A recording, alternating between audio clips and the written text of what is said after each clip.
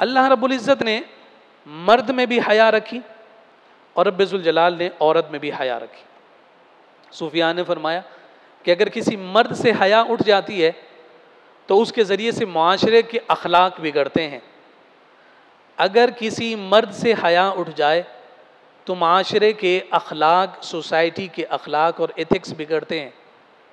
फरमाया अगर औरत से हया उठ जाए तो उससे नस्लें बिगड़ती हैं, उससे नस्लें बिगड़ती हैं।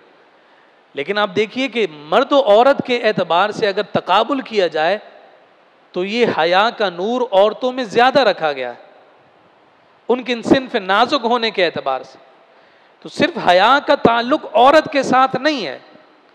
अगर सिर्फ हया का ताल्लुक औरत के साथ होता तो उस्मान बिन अफ़्फ़ान इस उम्मत के सबसे बड़े हयादार ना होते। जब हम इस बाहया हस्ती का, जो हया की शान है, जो मेरे उस्मान है, अगर इनकी हया की बात की जाती है तो फिर इससे अंदाज़ा लगाइए कि वो औरत के जिसे मुजस्समा हया ही बनाया गया है, अगर तजसीम की जाए हया की तो वो औरत बनती है।